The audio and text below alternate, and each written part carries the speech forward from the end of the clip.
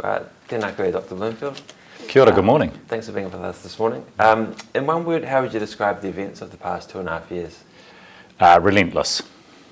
And which particular point of the pandemic affected you the most, made you sad or made it sink in just what was happening?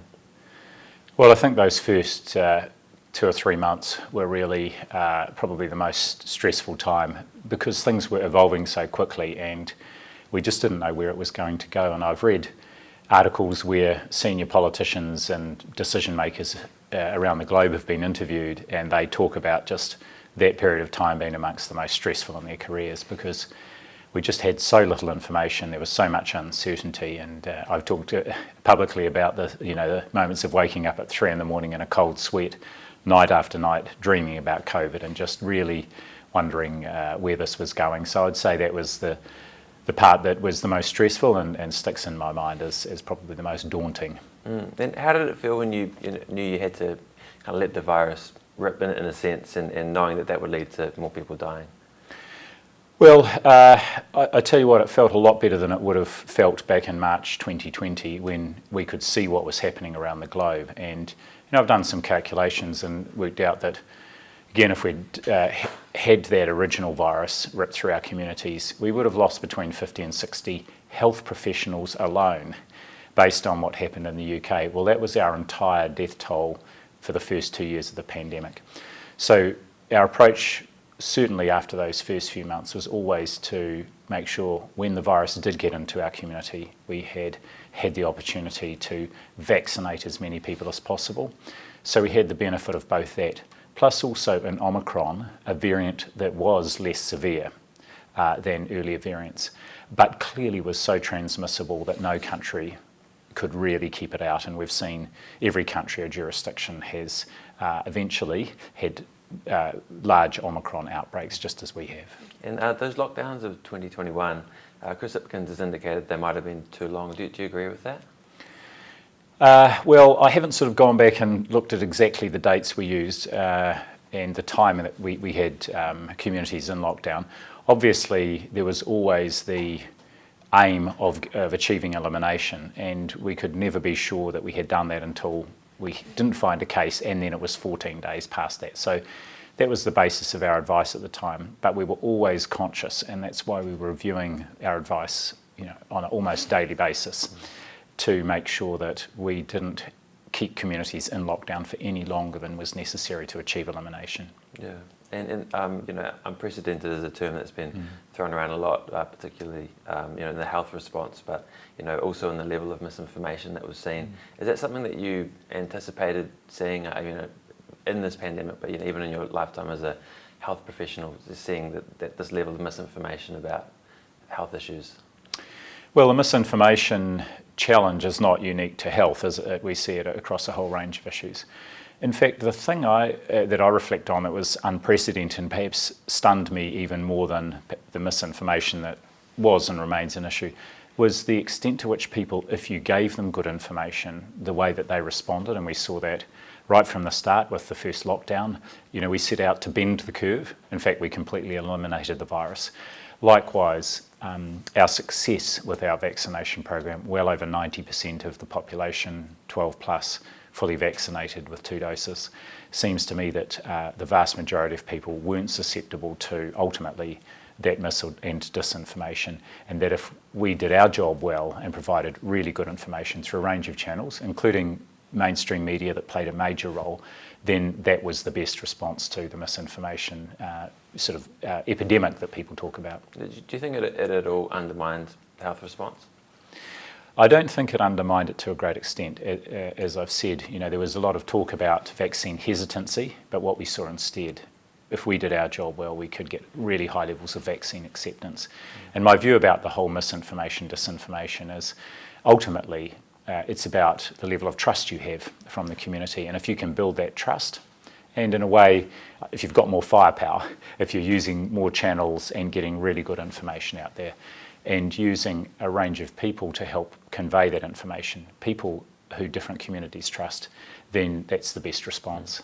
Obviously, it led to the occupation at Parliament. That clearly is a level of distrust still there, and some of the conspiracy theories I guess we saw were directed at you. Some, as far-fetched as that you're hiding bodies that have been, deaths from the vaccine.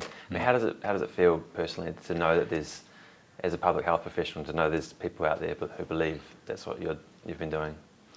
Well, I've been a public health professional now for 25 years, and during that time I've variously been called a public health Nazi, a public health jihadist, and that was for doing work around trying to prevent smoking-related illness or food-related, nutrition-related diseases. So I don't spend too much time dwelling on that. You've got to be pretty resilient and tenacious in public health, and so I just focused on doing the best job I could. And what I've also said is, in fact, I think the most successful element of our whole public health campaign was our communication, because that's what built trust with the public, and ultimately therein lay the success of our response. But I mean, was this kind of unprecedented in that sense of your career, the conspiracy theories that were being thrown around? They were certainly much more obvious, weren't they? But even if we look at the occupation of Parliament, there were a whole range of different people there and a whole range of concerns and issues there. I don't think all those even related to public health issues.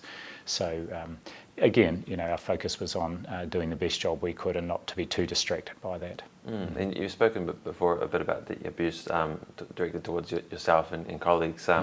You're able to just describe some of those.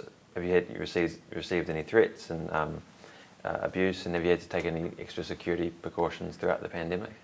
Yes, plenty of abuse. Well, actually, let me put this in context. By far the majority of communications I get from the public, whether it's emails, letters, cards, other messages, including people just coming up to me on the street, by far the majority of those are positive messages of gratitude and thanks from New Zealanders. Yes, I've had some threats and unpleasant emails and other messages. And in terms of security, well, when I open the gate each morning to go and get the newspaper, I just have a quick look around to make sure there's no one else out there who I don't recognise. But other than that, we live in a really, really safe country, and I remain confident that it's a safe place to be.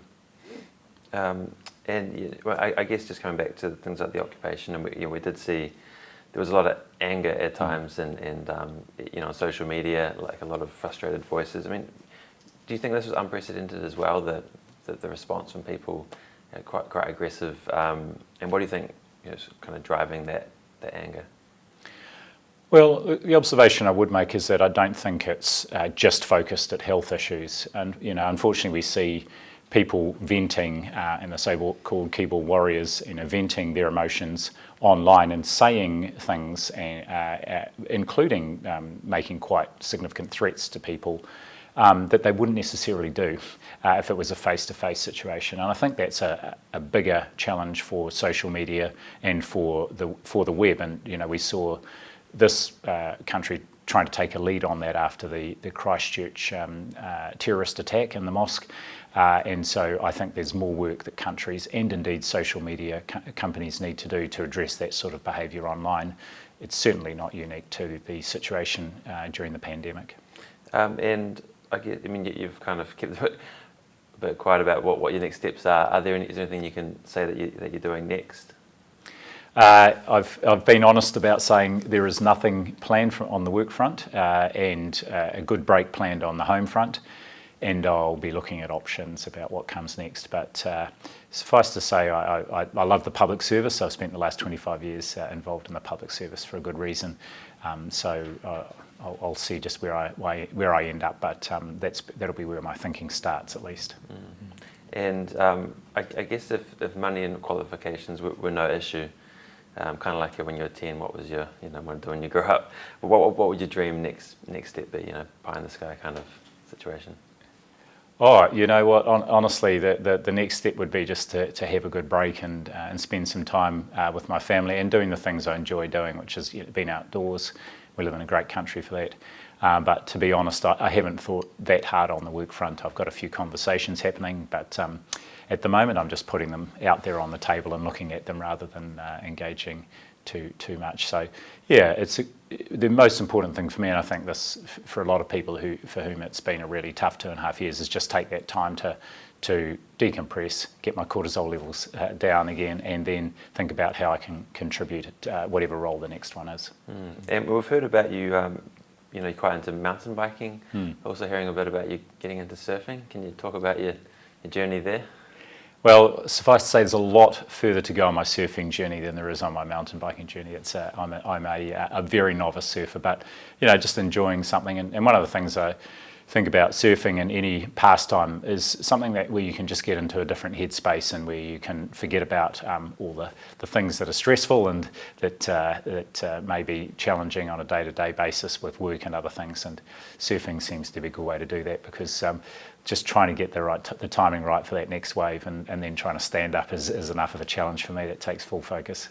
And I mean, I guess when you're out in the water, right, you're sort of away from phones and communications. Have there been any moments when you've been out in the waves and you've had something, you've missed a call or anything? I haven't missed a call, but I did have to do one stand-up in here on a Sunday afternoon once, and I was adamant, because the surf was good, that I wanted to get a surf in at Lyell Bay, so I ended up having to do the stand-up in my two-shirt, and the PM's press secretary commented that it looked like I'd just come off the beach, which was absolutely right. Oh, that's great. And I guess just, reflecting a bit on your time, what are some things that you've learned over the last couple of years? Oh, well, two things. First of all, that if you give people good information and they really understand the reasons for why something needs to happen, then they will get in behind that. So very often as leaders, we spend a lot of time explaining what people need to do and how to do it. But if we just focus on, here's the situation and here's why you need to do this, then people actually will do quite extraordinary things.